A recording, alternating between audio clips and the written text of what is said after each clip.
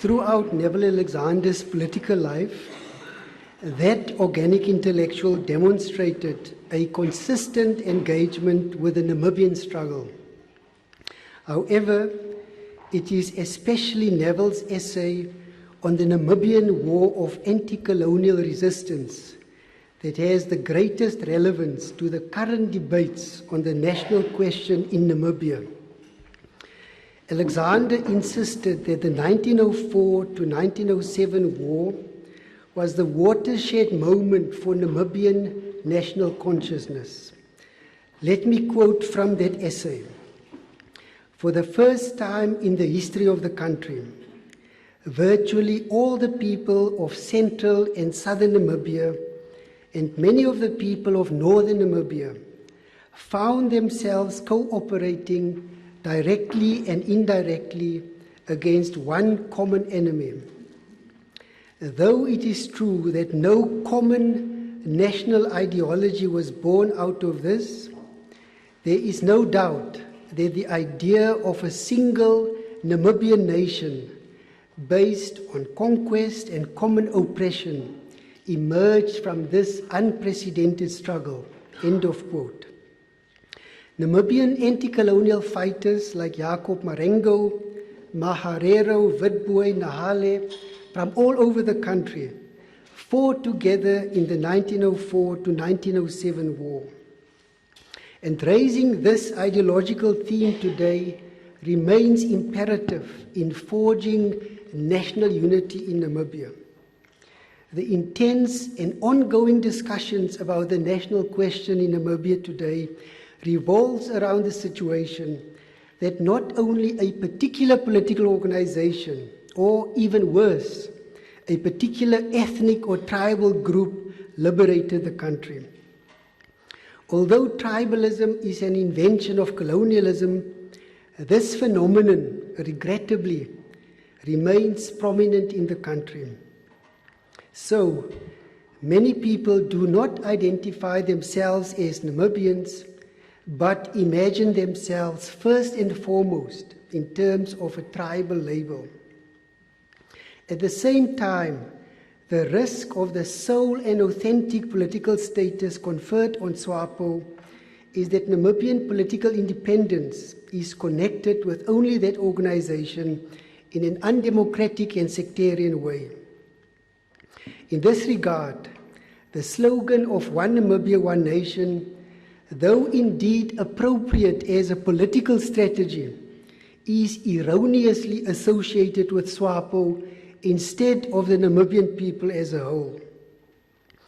When the skulls of prisoners from the 1904 to 1907 war was returned from Germany in October 2011, this represented a pivotal turning point in post-colonial Namibia as it radicalized the political mood in the country. Since that time, Namibia has been engaged in an intense dialogue about the national question. A Namibian left-wing organization, for example, declared, I quote, that Namibia was never constituted as one nation in its true sense. Namibia was constituted by peoples, each with their own land, political structures, and mutually exclusive jurisdictions. End of quote. In addition, referring to the slogan of One Namibia, One Nation, the same leftist organization stated, I quote, "This slogan is frozen, a given tenet to which the people shall subscribe, just as they were forced to subscribe to Stalinist precepts." End of quote. Other Namibian left-wing groups also demonstrated such disturbing interventions. The president of the Communist Party of Namibia rebuked the participants in the debate and proposed that ethnic or tribal minorities should secede, while the Southwest African National Union, SWANU, leadership engaged in a tribe-counting exercise. What was so deplorable about this whole affair was that In the milieu of an already fragile left wing, these three left-leaning political forces in Namibia appear to lack a thorough comprehension of the Leninist approach to the national question. Indeed, it is especially in the context of this nationwide dialogue about nation building in contemporary Namibia and the concomitant dangers of tribalism and civil war that Neville's role as a credible left-wing leader in Namibia is remarkable. It became apparent from the discussions on nation building in the Namibian mass media that Alexander's paradigm had a significant following. In the book An Ordinary Country, on the subject of the national question, for example, Alexander averred that, I quote, "In the post-war African context, the word nation is and should continue to be used in order to denote the population that resides within a given independent state," end of quote. This view was constantly defended in the Namibian media. And it should be highlighted that Alexander's approach to the national question arises from the Communist Manifesto itself, which was then further expounded and implemented by Lenin. That political stream postulates that any political strategy includes a series of slogans aimed at fundamental change. In this regard, the slogan of One Namibia, One Nation is a crucial dimension of such a political strategy. The issue is actually quite simple. How will the left take power in a country? The conquest of power takes place at the level of nation.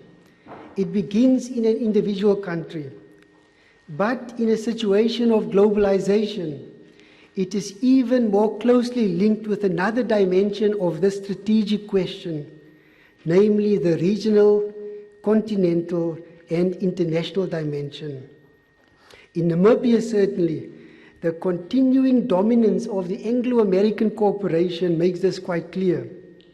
However, the relationship of class forces is still expressed or organized on the basis of a particular history. So, nation building remains a pivotal political strategy, although a logical and inevitable question that flows from this is to ask, if we all belong to one nation, then surely we should all be socially equal. With regards to the scourge of racism that could derail the nation-building project, the Namibian elite pretended for the longest time that racism does not exist. Of course, Neville reaffirmed the woeful ubiquity of racism and racial prejudice in Southern Africa. Let me quote, "This is in many respects a global rather than merely a regional phenomenon. But in the Southern African context, it has reached its zenith," end of quote. Alexander had earlier referred to the dangerous myth of race and lamented, I quote, "No nation knows this better than Namibia. No nation knows this better than Namibia," end of quote. Does this mean that racial capitalism is even more applicable to Namibia than to Azania? Certainly, within the historical situation of the uneven and combined character of capitalism, this highest point that racism reached in Southern Africa will burden us for as long as the hegemony of capital exists. Although apartheid is gone, racial capitalism is indeed alive and well in Southern Africa. The primacy of social class is irrefutable, but the nexus of racism and social class will remain ever present on this subcontinent. In other words, the political struggle was hardly, to use Neville's idiom, against the scaffolding of apartheid only, but it is a permanent struggle against the firmly constructed house of racism and social class inequality. In other words, against racial capitalism. Alexander's Leninist conception of the language question is central to nation building.